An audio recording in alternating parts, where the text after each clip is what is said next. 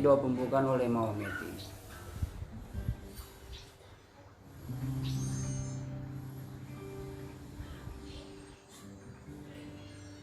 Ibu Meti berdoa dan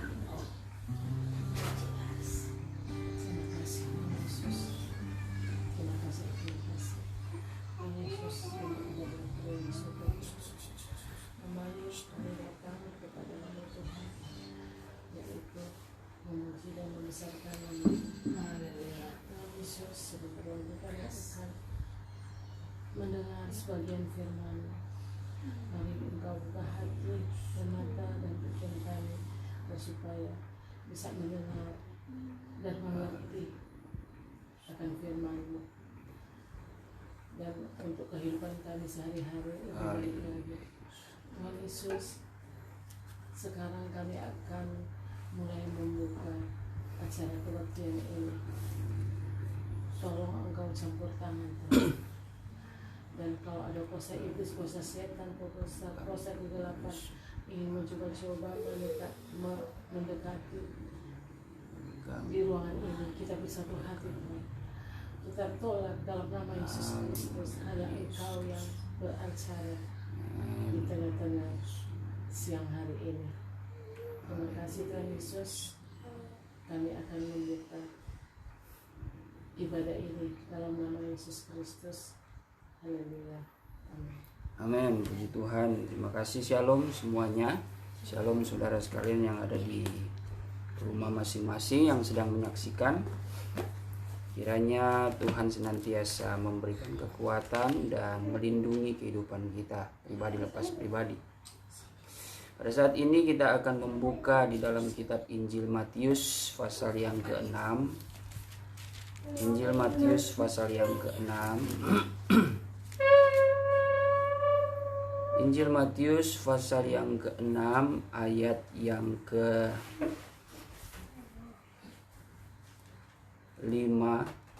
sampai ayat yang ke-8.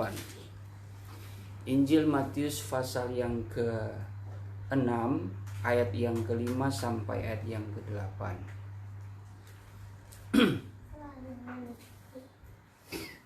Tentang hal berdoa.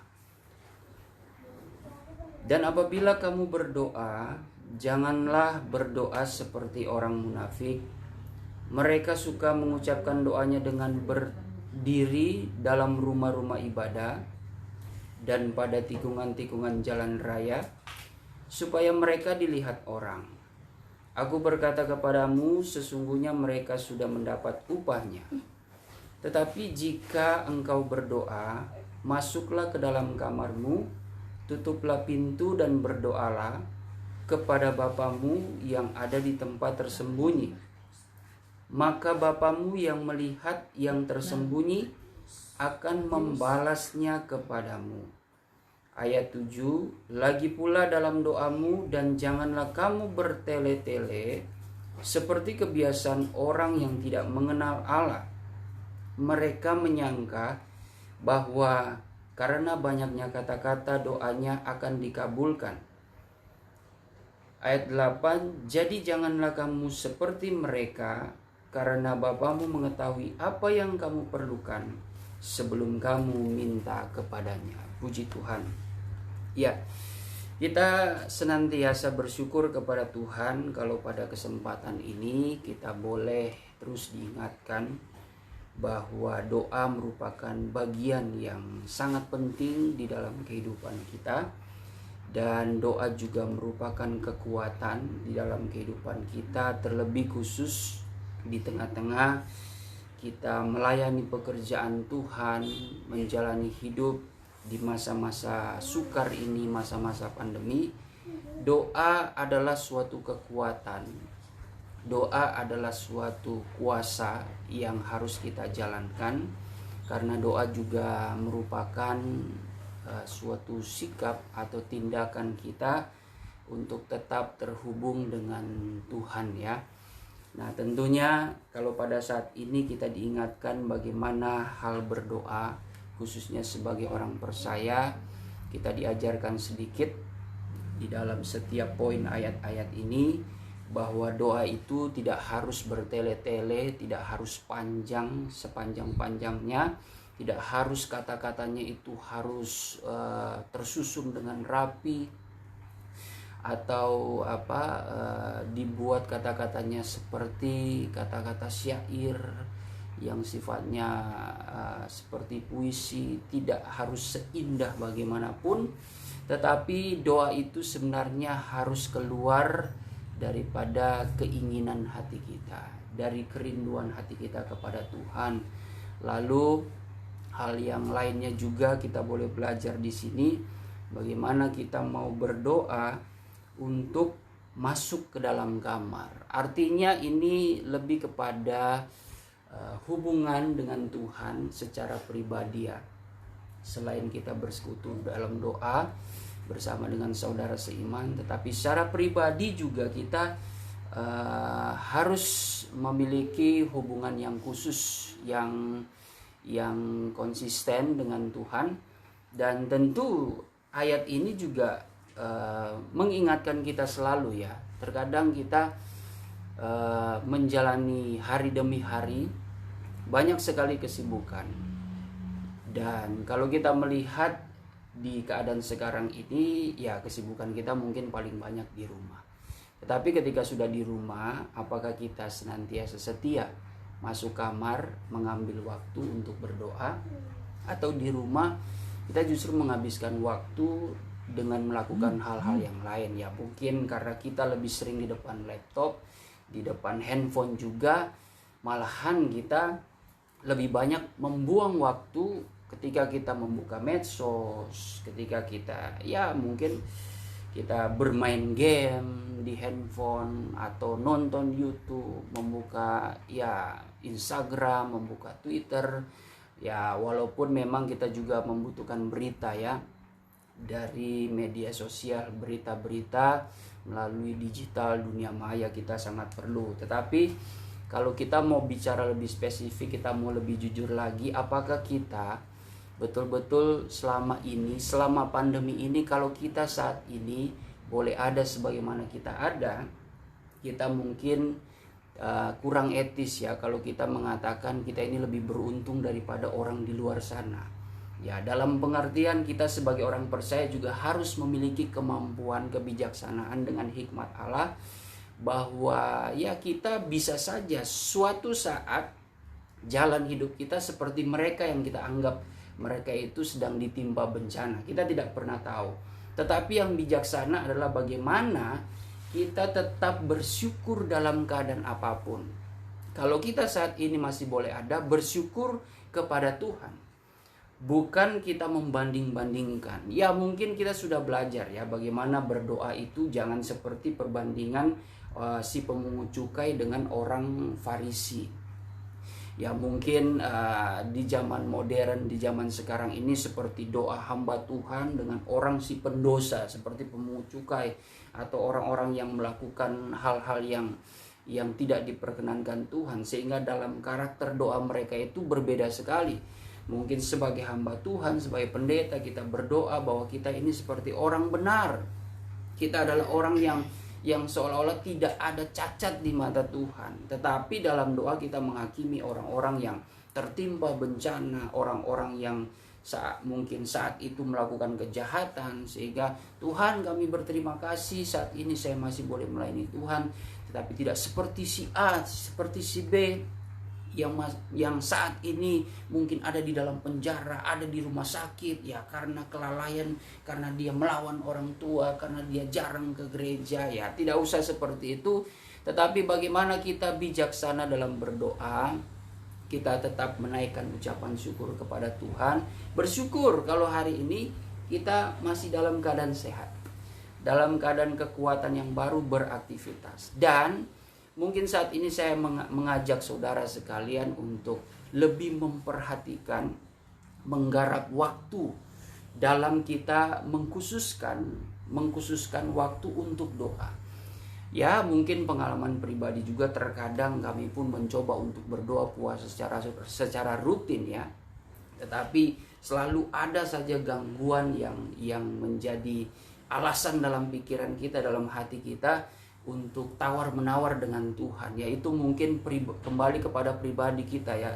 Terkadang kita rindu bagaimana kehidupan kita diberkati oleh Tuhan, tapi kita tidak ada waktu. Mau masuk kamar saja nggak ada. Lebih baik ya kita keluar. Sekalipun kita tahu keadaan pandemi, tetapi kita lebih milih keluar untuk refreshing, sekali-sekali nggak apa-apa lah. Tetapi untuk kita masuk kamar berdoa saja, baca Alkitab, kayaknya ada saja gangguannya. Kita mungkin menerima orang saat ini, atau kita sudah merencanakan, oh besok saya akan berdoa. Mungkin jam 5 subuh saya akan berdoa, atau jam 11 siang aku akan berdoa, atau selepas saya kerja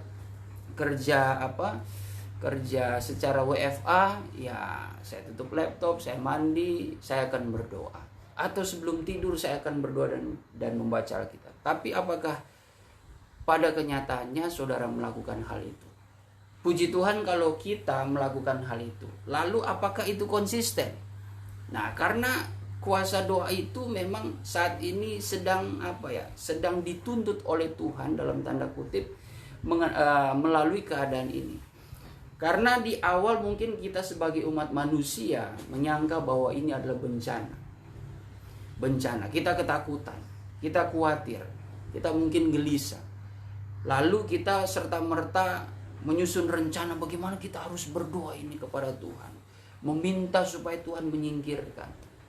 Nah, saat ini 3 bulan, 4 bulan berjalan, bagaimana? Kita bisa simpulkan apakah kita selama ini betul-betul setia masuk kamar, mau datang membuka Alkitab biar cuma 10-15 menit, sambung dengan doa 5 menit ucapan syukur. Apakah kita rutin selama ini? Atau kita lebih banyak membuka handphone, lebih banyak mungkin keluar dengan alasan sekalipun kami pelayanan, habis itu pulang ya mungkin kita mempunyai tugas secara pribadi, mempunyai nazar kepada Tuhan bahwa secara pribadi aku mau datang kepada Tuhan secara rutin, doa pribadi. Tapi karena sudah kelelahan karena kerja, akhirnya ya ada saja alasannya, tawar menawar dengan Tuhan. Ya Tuhan, Engkau tahu segala sesuatu, saya sudah sibuk, saya bekerja, pikiran saya capek, banyak sekali cobaan, menghadapi orang-orang, jadi lelah. Akhirnya sudah, yang tadinya mungkin kita sudah rencanakan, kita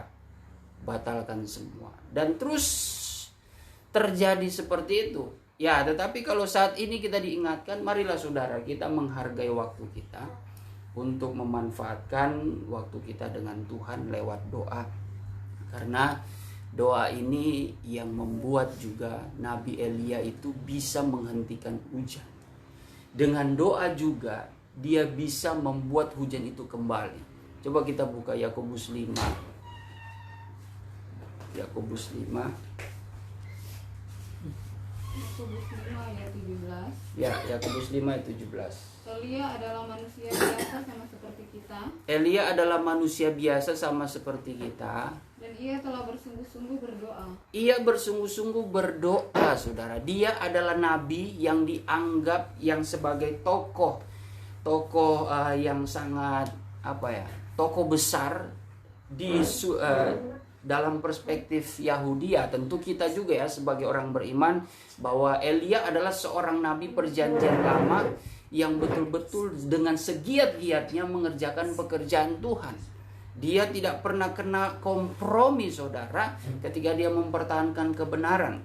Lalu saat itu dia bersungguh-sungguh berdoa. Terus Supaya jangan turun hujan. Supaya jangan turun hujan. Dan hujan pun tidak turun. Dan hujan pun tidak turun. Selama 3 tahun dan 6 bulan. Selama 3 tahun dan 6 bulan. Terus Lalu ia berdoa pula dan langit menurunkan hujan dan bumi pun mengeluarkan buahnya. ya, setelah 3 tahun 6 bulan dia berdoa juga. Berdoa kembali untuk meminta kepada Tuhan supaya menurunkan hujan. Lalu bagaimana, apa yang menjadi relevansinya dengan kehidupan kita sekarang ini? Ya, kita bisa menghadapi pandemi ini, bisa saja Tuhan mengabulkan doa kita supaya pandemi ini berakhir. Bisa. Tapi apakah kita bersungguh-sungguh di dalam kita berdoa kepada Tuhan? Apakah kita mempunyai maksud yang baik dalam setiap isi doa kita? Atau doa kita seperti Yakobus 4, bahwa sesungguhnya doa kita tidak terjawab karena kita hanya memuaskan apa yang menjadi keinginan kita. Tidak mengapa kita buka Yakobus pasal yang keempat ayat yang ketiga. Atau kamu berdoa juga tetapi kamu tidak menerima apa-apa, Ya, karena kamu salah berdoa. kamu berdoa juga tetapi tidak menerima apa-apa karena kamu salah berdoa. Sebab yang kamu minta itu hendak kamu habiskan untuk memuaskan hawa nafsumu. Ya, karena yang kamu minta itu di dalam doa, ya mungkin saya katakan yang bertele-tele itu hanya untuk mengikuti keinginan nafsu kita.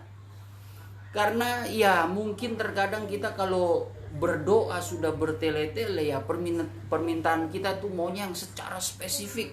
Seolah-olah Tuhan itu tidak tahu apa yang kita inginkan. Kita tidak perlu bertele-tele lah. Ya, kalaupun secara pribadi silakan saudara ingin berbincang-bincang. Saudara berdoa kepada Tuhan, minta hal-hal yang besar. Tetapi tentu semuanya itu di balik permintaan kita, motivasi kita itu ada sesuatu yang dimana membawa kita untuk memuliakan Tuhan.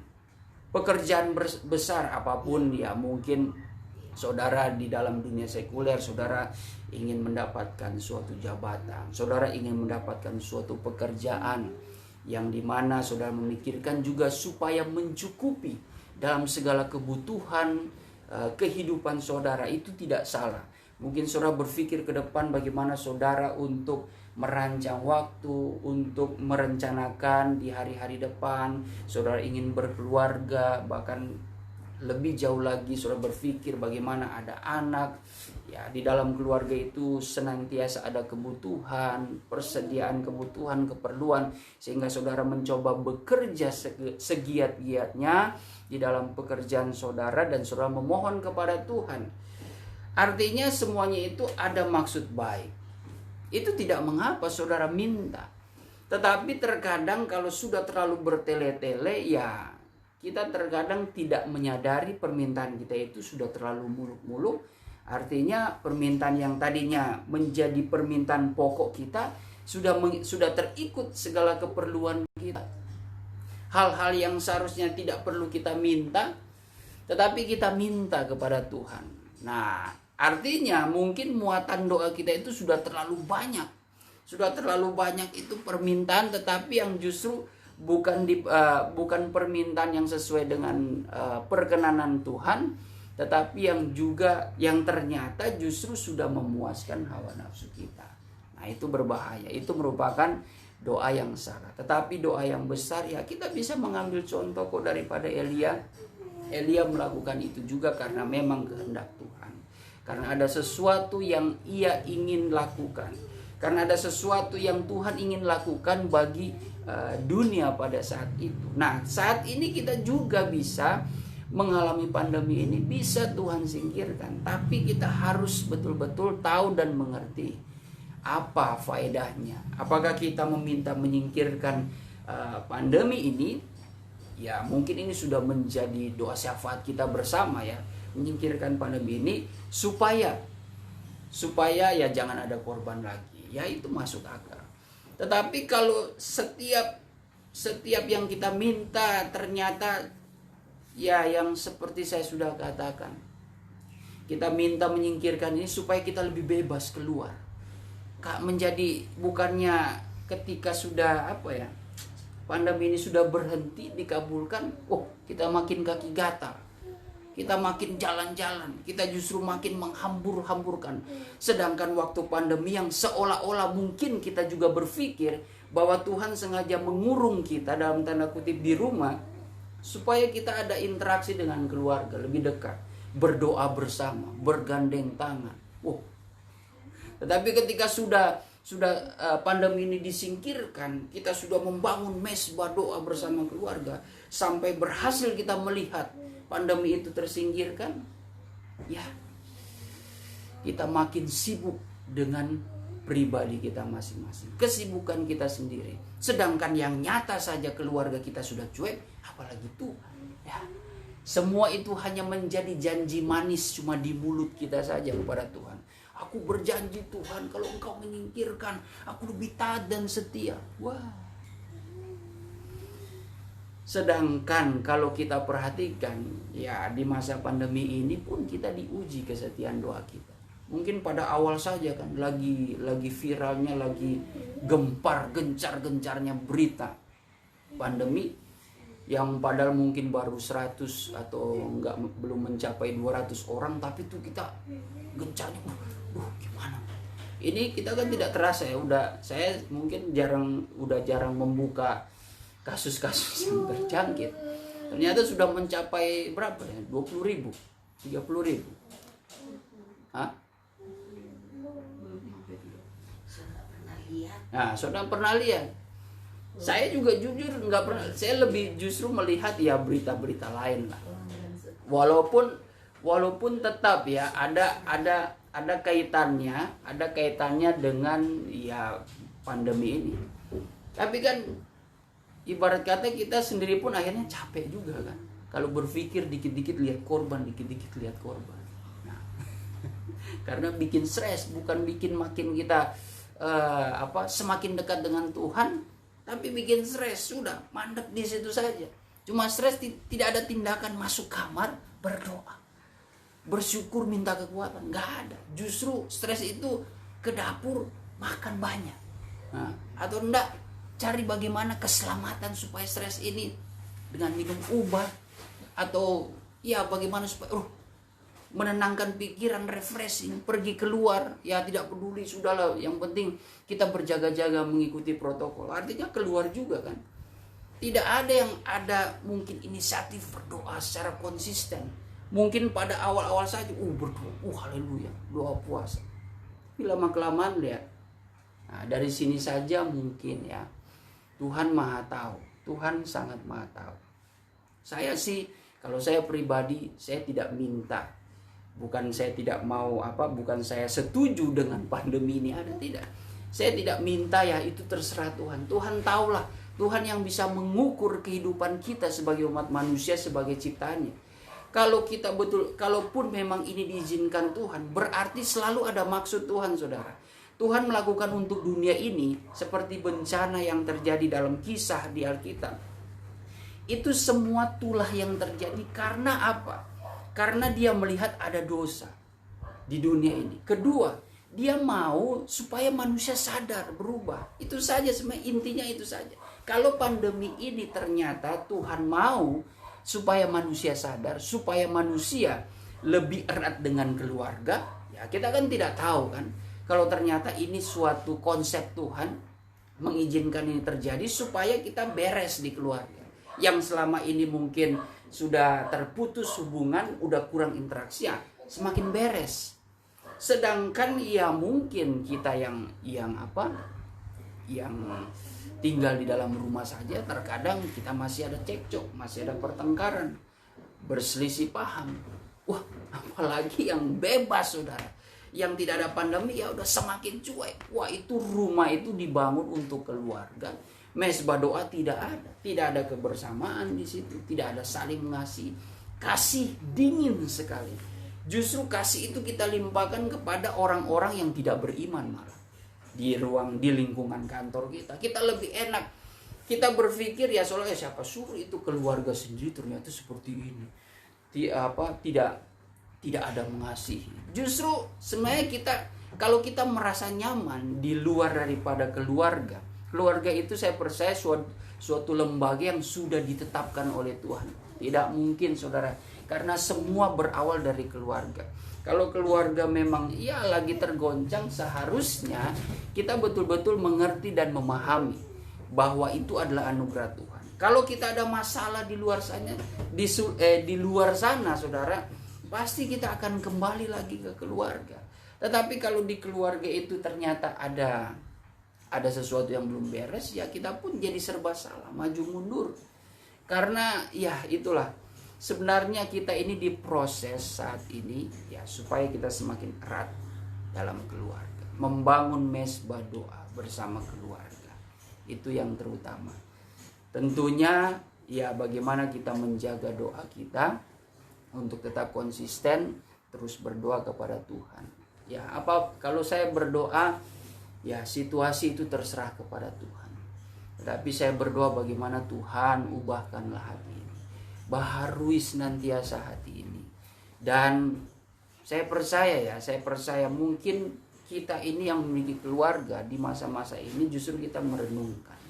Sudah saatnya kita mungkin ketika lagi ada persoalan dalam keluarga, saudara, dengan adanya kondisi pandemi ini yang membuat kita mau gak mau tinggal bersama keluarga, tetapi disitulah kita harus dewasa berpikir, mengerti apa yang Tuhan inginkan. Tidak mungkin kita, kalau Tuhan memiliki konsep untuk menyatukan keluarga, tentu harus ada tindakan meneruskan maksud Tuhan. Ya walaupun terkadang kita ada rasa gap, mungkin ada sesuatu dendam, akar pahit dan sebagai persoalan, ya udahlah. Kita harus betul-betul ada tindakan bagaimana kita merangkul, bagaimana kita membereskan persoalan dalam keluarga yang ada. Ya kalaupun saudara dengan sudah berusaha hingga saat ini sepertinya belum ada jawaban, sabar saja. Yang penting di sini pribadi kita tuh ada suatu tindakan meresponi dari pandemi ini. Dari keadaan ini yang kita percayai bahwa keadaan ini ternyata keadaan yang dimaksudkan, diizinkan Tuhan untuk kita melakukan perkara-perkara yang besar. Perkara-perkara yang besar itu akan menciptakan pemulihan. Perkara besar yang dilakukan oleh Tuhan itu ketika anaknya yang tunggal itu betul-betul dia berikan bagi kita untuk menjadi perantara, untuk dikorbankan. Itu perkara yang besar loh. Itu suatu proyek daripada kerajaan sorga untuk membuat manusia itu dibersihkan, disucikan kembali. Sampai dia rela mengorbankan anaknya yang tunggal, mati di kayu salib. Tetapi dengan adanya pengorbanan lewat salib itu justru memulihkan keadaan. Nah, bisa kita terapkan di dalam kehidupan kita sehari-hari. Ya mungkin melalui keluarga kita saat ini lewat bencana pandemi ini, ya kita harus mengambil hikmahnya. Di dalam kita membangun doa bersama keluarga, saya percayalah itu menjadi suatu doa yang besar kuasanya. Kalau satu orang saja berdoa dengan sungguh-sungguh, itu menjadi suatu kategori orang benar yang berdoa kepada Tuhan, itu menghasilkan kuasa yang besar, apalagi dalam bentuk kelompok. Wah, pasti itu menjadi suatu doa yang memiliki kuasa yang lebih hebat lagi, lebih besar lagi kuasanya. Nah, saat ini kita diingatkan lewat doa, ya, karena memang kita saat ini menghadapi pencobaan. Tetapi bagaimana kita jangan terlalu terfokus kepada keadaan. Ya, kita terfokus kepada pribadi. Bagaimana kita memahami keadaan sekarang ini adalah lebih kepada pembentukan pribadi kita. Mungkin selama ini kita sudah jauh daripada Tuhan.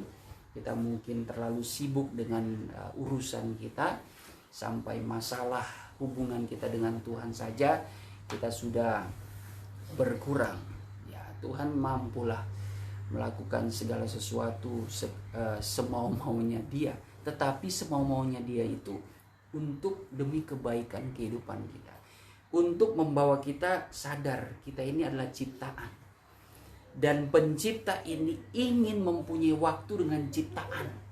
Supaya ada koneksi, supaya ada relasi, supaya ada komunikasi. Tapi tampaknya ciptaan ini bebal.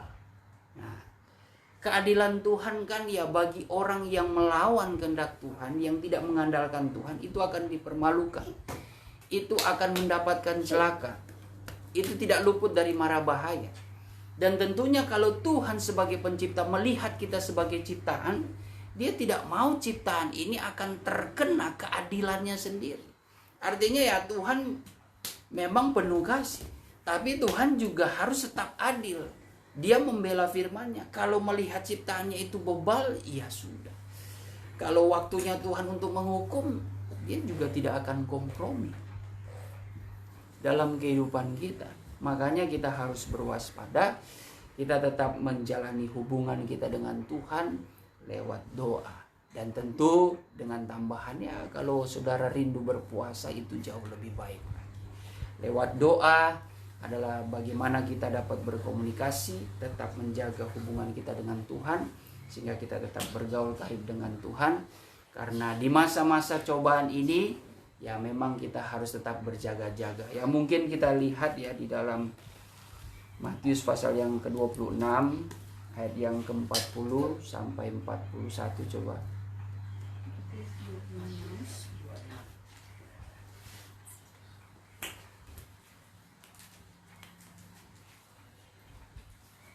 26 ayat 40. Setelah itu ia kembali kepada murid-muridnya dan ia mendapati mereka sedang tidur. Ya, setelah itu dia kembali kepada murid-muridnya dan Tuhan mendapati murid-muridnya tidur. Dan ia berkata kepada Petrus, Tidakkah kamu sanggup berjaga-jaga 1 jam? Tidakkah kamu sanggup berjaga-jaga 1 jam saja? Terus Berjaga-jagalah dan berdoalah. Berjaga-jagalah dan berdoalah Supaya kamu jangan jatuh ke dalam pencobaan. supaya kamu jangan jatuh dalam pencobaan. Roh penurut tetapi daging lemah. Nah, ini sebenarnya mempunyai pengertian yang heran. Pertama kita diingatkan itu Tuhan menemukan murid ini disuruh jaga-jaga. Disuruh berjaga-jaga, dan mungkin karena Tuhan ingin berdoa kurang lebih 1 jam. Tetapi Tuhan kembali, loh, ternyata tidur. Nah, seringkali kita di Beston ibadah masih saja tidur kan. Nah, masih saja tidur. Ya entahlah apapun alasan saudara, ya terkadang itu kita koreksi dulu. Terkadang kita kalau sibuk, nonton TV, buka YouTube, nonton di handphone, itu kita bertahan 5 jam. Ya, saya juga seperti itu. Terkadang kalau buka medsos tidak terasa 3 jam. Cuma lihat, cuma scroll, cuma itu aja padahal. Cuma itu aja kan, refresh pun paling nggak jauh beda. Itu scroll. Habis itu bosan lihat Facebook, buka Instagram. Habis bosan Instagram, lihat WhatsApp. Apakah notifnya ada? Itu bisa 2-3 jam. Sekalipun itu jam tidur. Tidur siang jam 12 sampai jam 3. Tapi kita isi dengan membuka handphone. Kita, ya apalagi kita, sudahlah kalau bekerja, saudara yang bekerja, ya itu hal yang wajar. Tapi terkadang kalau kita juga bekerja, kita struggle banget kan. Walaupun udah ngantuk, kita harus selesaikan ini. Tapi kenapa di saat berdoa kita tidak bisa? Sekarang apakah itu kelemahan kita? Saya percaya itu bukan kelemahan. Kalau kita betul-betul taat dan setia, kita tahu kita ini mau berkomunikasi dengan Tuhan. Kita sadar betul. Lalu kenapa tantangan kita seringkali merasa ngantuk? Itu setan, bukan saudara yang setan ya. Itu karena setan tidak suka kita berkomunikasi dengan Tuhan. Apalagi di masa pandemi ini. Wah, kita lebih suka berkomunikasi dengan orang-orang ketika kita menyambut gimana topik pembahasan kita, bagaimana korban sekarang. Nah, langsung disambut dengan orang yang bicara, iya betul sekali korban apa di tetangga begini. Ya udah, ngomongin hal-hal yang bukan mendatangkan damai sejahtera atau menggosipkan orang, itu ngantuk hilang. Tetapi ketika kita mau membicarakan kebenaran, ketika kita mau bertanya jawab dengan Tuhan, itu ngantuknya luar biasa. Nah, itu adalah intimidasi setan. Kita harus betul-betul sadari itu. Saya pun, kalaupun saya punya komitmen dengan Tuhan, saya rindu tengah malam jam 1 saya terbangun, saya berdoa. Saya rindu sekali berkomunikasi. Tetapi saya lebih banyak bolong. Karena ketika sudah bangun, walaupun sudah saya alarm, sudah bunyi itu kencang alarm sampai, kan biasa kan alarm kalau bunyi pertama itu biasa tersetting 5 menit kemudian ada bunyi lagi. Itu sampai 3, 4, 5 kali bunyi tidak bangun. Walaupun sudah bangun nih, sudah duduk, tidur lagi. Tapi kalau kita ada usaha begini ya, kalau perasaan kita betul-betul merasakan, kita ini mau berjumpa dengan Tuhan.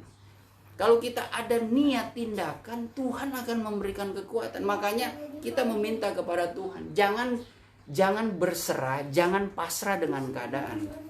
Saat ini ibarat kata lewat pandemi ini kita kan dilanda dengan perasaan takut.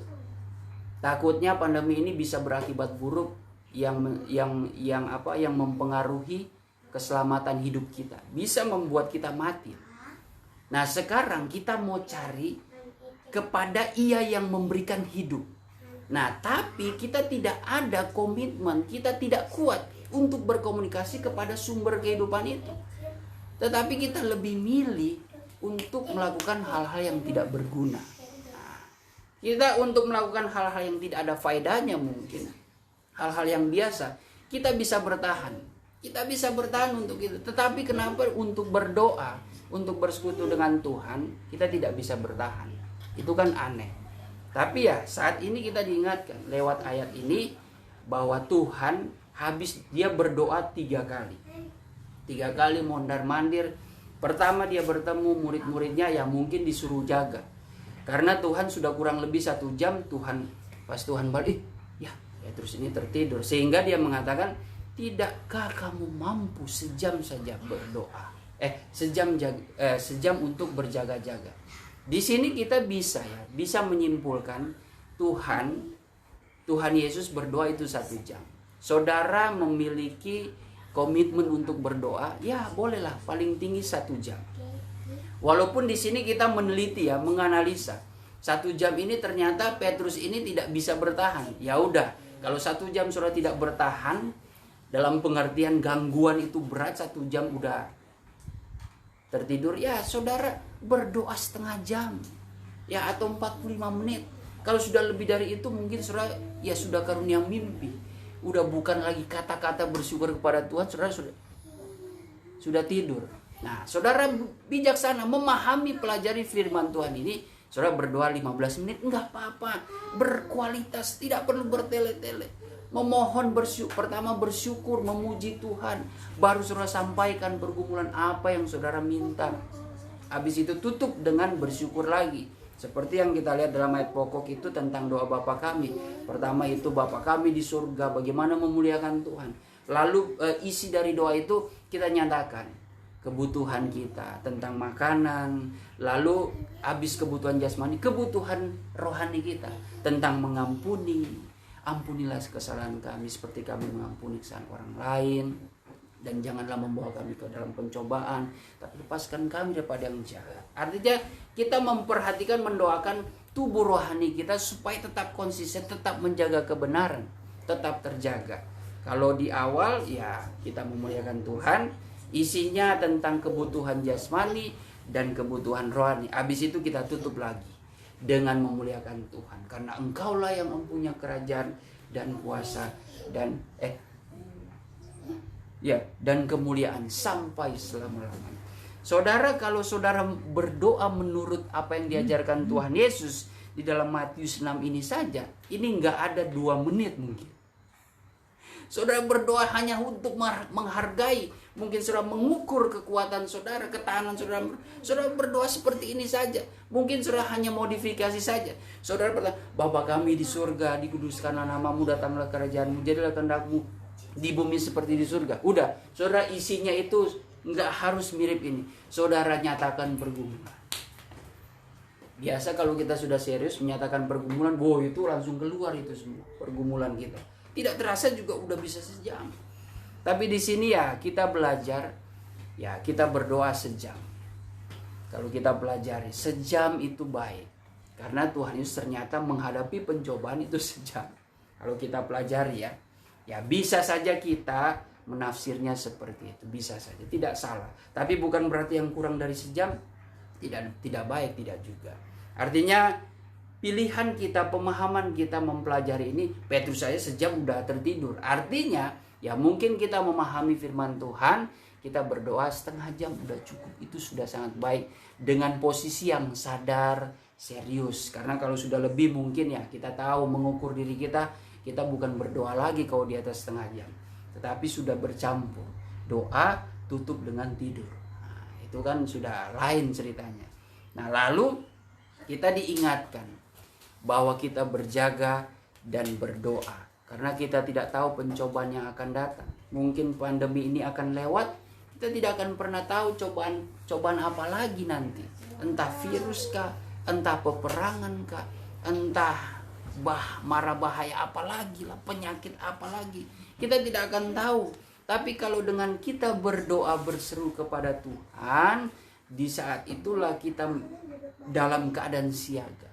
Di dalam doa kita berseru kepada Tuhan, Yeremia juga kan mengatakan, kita berseru kepada Tuhan, justru dalam doa kita akan dinyatakan suatu rahasia, perjanjian dengan Tuhan tentang hari-hari yang akan datang. Tidak ada yang mustahil. Saudara berdoa dengan sungguh-sungguh, saudara mendapat penglihatan daripada Tuhan. Begini jawaban-jawaban Tuhan, begini keadaan akhir zaman, begini keadaan hari-hari ke depan nanti. Tidak ada yang mustahil, saudara.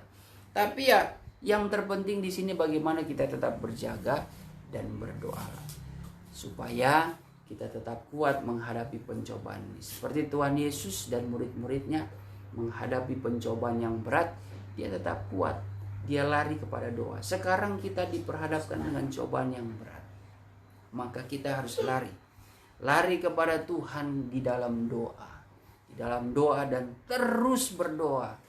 1 Tesalonika 5 ayat yang ke-17, tapi dalam salinan lama coba.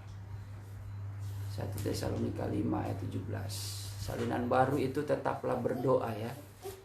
Tapi kalau dalam 1 ayat 17, dan berdoa dengan tiada berkeputusan. Ya, dan berdoa dengan tiada berkeputusan. Kita senantiasa berdoa. Sebagai ayat terakhir coba Lukas 18 ayat 1. Lukas 18 ayat 1. Lukas 18 ayat yang pertama dan ayat yang ke-8. Yesus mengatakan suatu perumpamaan kepada mereka untuk menegaskan bahwa mereka harus selalu berdoa dengan tidak jemu-jemu. Ya. Ayat yang ke-8. Ayat 7 mulai. Ayat 7 mulai. Tidakkah Allah akan membenarkan orang-orang pilihannya yang siang malam berseru kepadanya? Tidakkah Allah akan membenarkan orang pilihannya yang siang malam berseru kepadanya? Dan adakah ia mengulur-ulur waktu sebelum menolong mereka? Adakah dia mengulur-ulur waktu sebelum apa? Menolong mereka. Sebelum menolong mereka. Tidak mungkin. Tuhan tidak pernah mengulur waktu. Artinya di sini Tuhan tidak pernah menunda-nunda. Sekalipun saudara berdoa, saudara menjaga kehidupan yang kudus, tapi pada saat-saat genting saudara jatuh dalam dosa. Saudara meragukan Tuhan. Itu kalau dari ayat ini Tuhan tidak terganggu dengan itu. Kalau ketika kita sudah berdoa di awal dengan kesungguh-sungguhan, mengikat janji, Tuhan tetap kerjakan. Cuma biasanya ya kita merasa bersalah. Kita merasa bersalah. Artinya ketika Tuhan tetap memberkati, mungkin di akhir-akhir kita menerima berkat, kita malah berbuat dosa. Terkadang kan seperti itu, karena kita merasa terlalu lama menunggu jawaban Tuhan, kita akhirnya sudah menjauh daripada. Tapi Tuhan tidak terpengaruh dengan itu. Karena dalam ayat Timotius mengatakan begitu. Engkau setia. Ketika engkau tidak setia, aku tidak bisa menyangkali diriku kalau aku tidak setia kepadamu. Tuhan justru tetap setia kepadamu. Artinya dalam doa ini, komunikasi yang baik dengan Tuhan ketika kita memohon kepada Dia.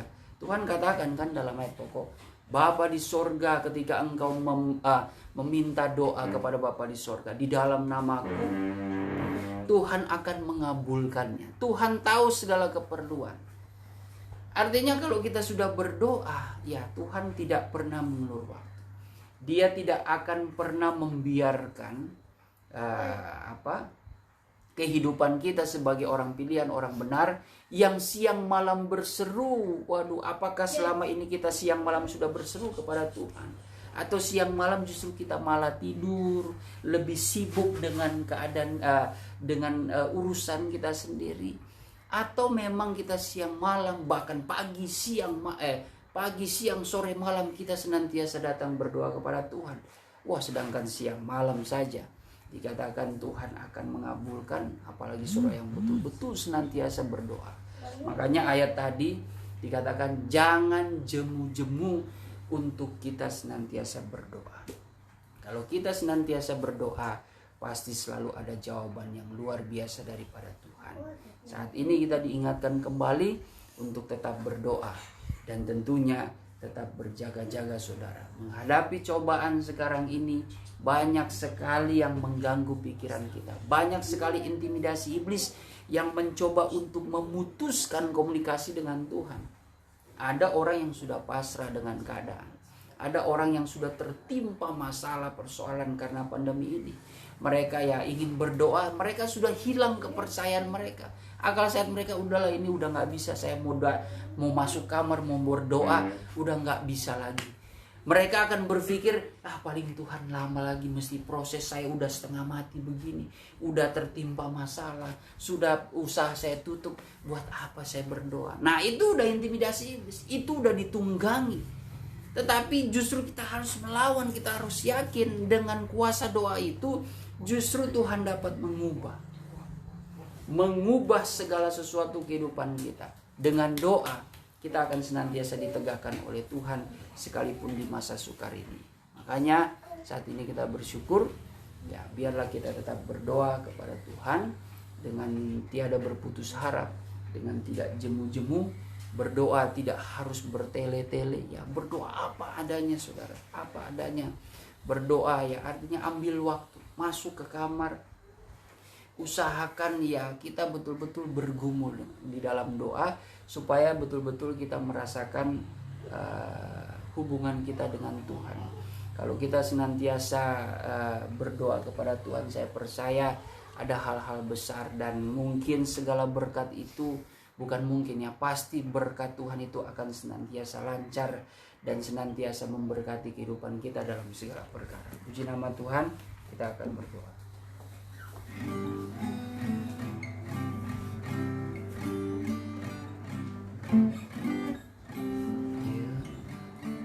Ya Tuhanku, aku hendak bermesra bagimu selama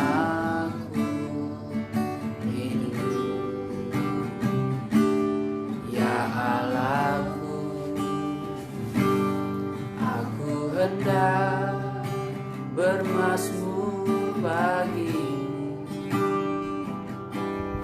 selagi ku ada. Inilah yang ku renungkan setiap waktu. Nyanyian pujian dan pengagungan kepadamu.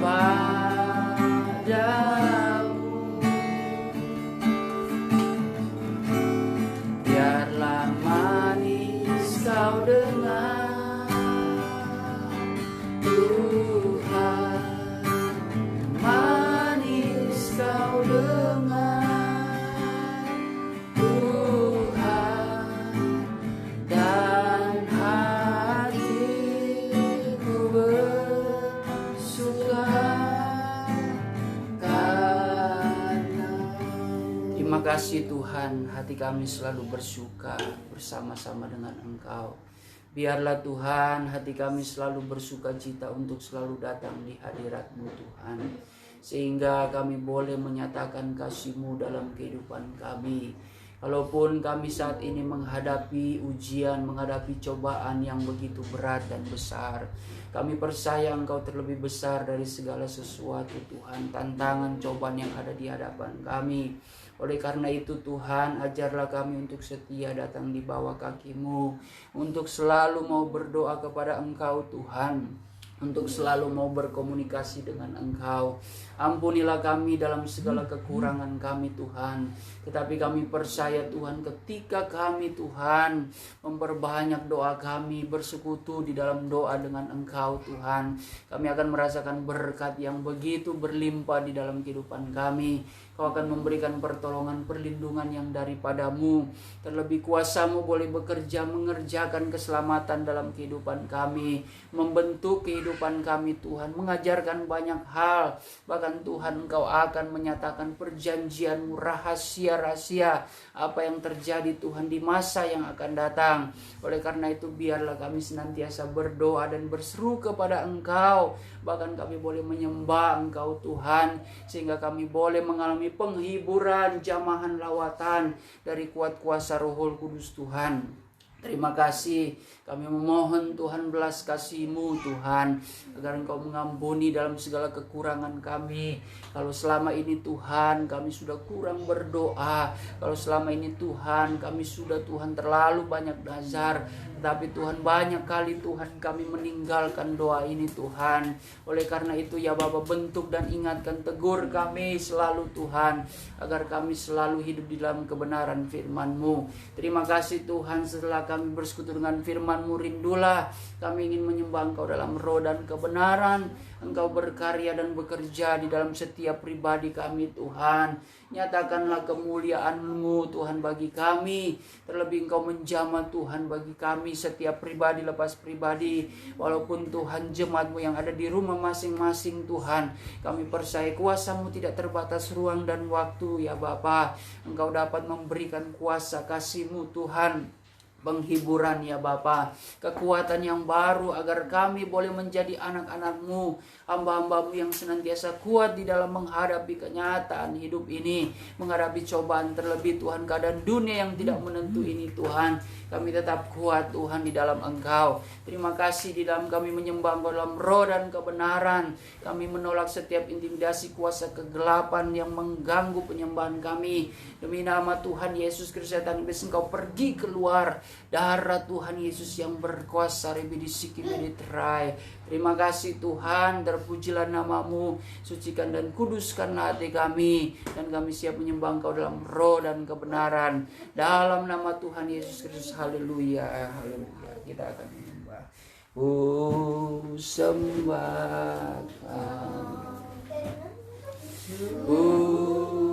Sembahkan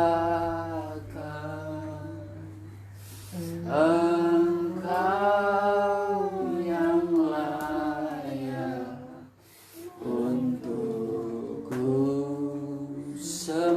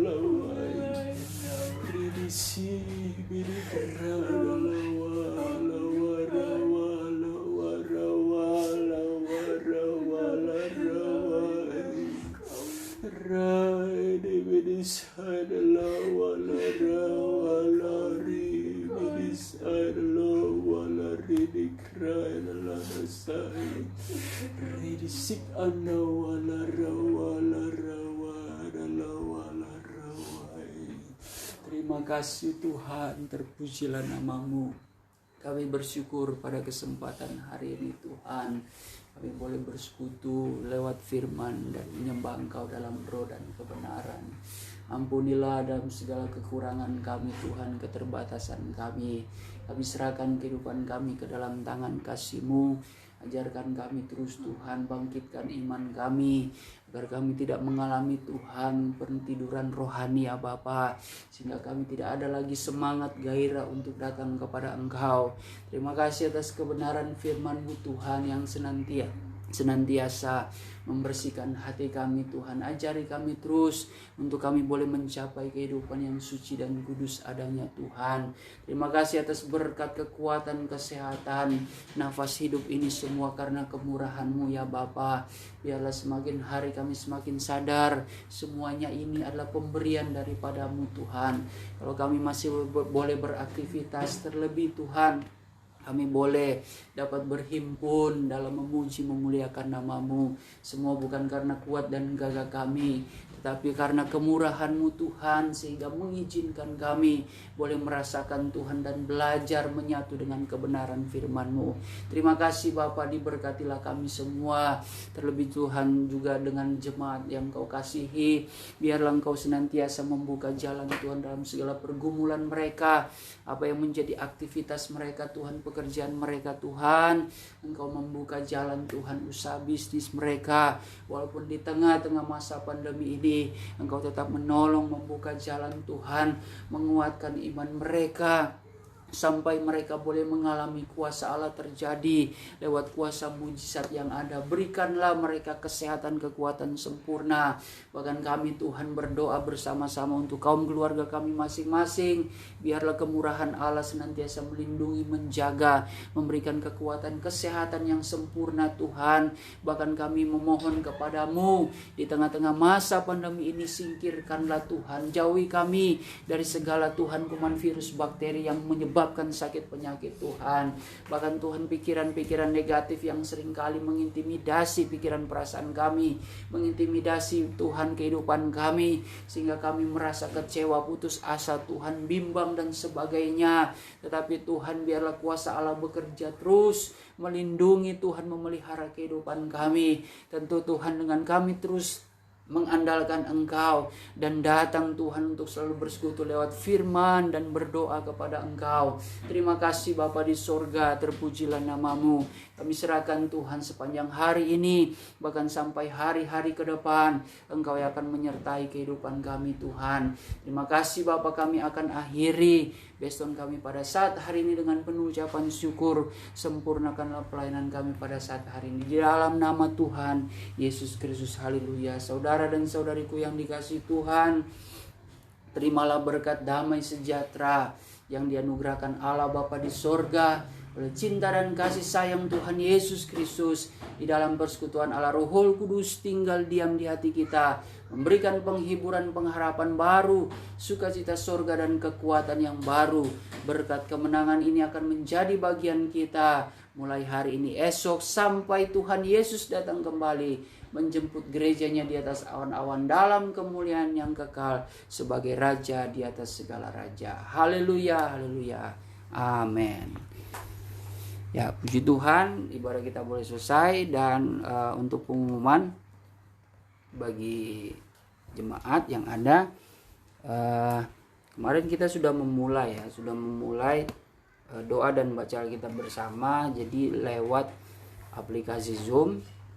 Jadi saya harapkan ini tidak diharuskan sih, hanya saja ini merupakan bagian program kami, dan kami mengharapkan lewat program ini jemaat juga ikut berpartisipasi untuk kita tetap menjaga hubungan yang baik, kebersamaan, terlebih lewat pembacaan dan doa ini sebagaimana tindakan kita meresponi apa yang Tuhan sudah sampaikan bagi kita, bahwa kita harus mencintai doa, mencintai firman dan hadirat Tuhan. Jadi mungkin ini perkara kecil ya, tetapi kalau kita setia kepada perkara-perkara yang kecil ini, pasti Tuhan akan mempercayakan kita kepada perkara-perkara yang besar. Dan mungkin lewat perkara kecil ini juga kita bisa menilai kemampuan kita, kesetiaan kita, ketaatan kita untuk menjalaninya dengan setia ya. Ya, saya tidak tahu ini kedepannya seperti apa, tapi kami berharap ini akan terus, karena pembacaan rutin ini dari kitab Kejadian sampai Wahyu ya, ini akan terus karena untuk tetap menjaga relasi kita dengan Tuhan. Selain itu kita bisa saling mendoakan di dalam doa dan baca Alkitab. Nanti kemarin kita sudah menentukan waktunya setiap hari Rabu dan hari Sabtu. Besok artinya besok dan jam 9 malam. Namun saya rindu, karena saya sudah berbicara juga secara chat personal kepada beberapa jemaat, bahwa kita adakan ini seminggu mungkin 3 kali ya. 3 kali, dan kita sudah membuat rencana juga. Jadi misalkan dalam 7 hari itu ada di setiap hari Senin, Rabu dan Sabtu. Senin, Rabu, Kamis, Jumat. Senin, Rabu, Jumat dan Minggu. Hari Senin, Rabu, Jumat dan Minggu. Ya, artinya dalam satu minggu itu bisa 3 atau 4 kali ya. 3-4 kali ya. Dan itu kita adakan pagi dan malam. Tetapi nanti kita akan bincangkan lagi. Jadi kita akan ketemu lagi nanti esok hari pada jam 9 malam hari Sabtu. Ya, saya harapkan jemaat yang lain yang mungkin belum tahu bisa turut bergabung. Kita berdoa, membaca Alkitab secara bergantian, bergiliran, dan kita saling berdoa. Di situ juga kita boleh bersama-sama memuliakan Tuhan. Puji Tuhan, saya kira itu saja pengumuman dari kami, dan terima kasih yang boleh senantiasa menyaksikan ibadah kita pada saat hari ini. Tuhan Yesus memberkati kita semua. Salam buat keluarga yang ada di rumah. Meminta bantuan doa. Oh ya. Buat keluarga Bini Tengker. Oh. Kan tadi Bini Tengker jam 1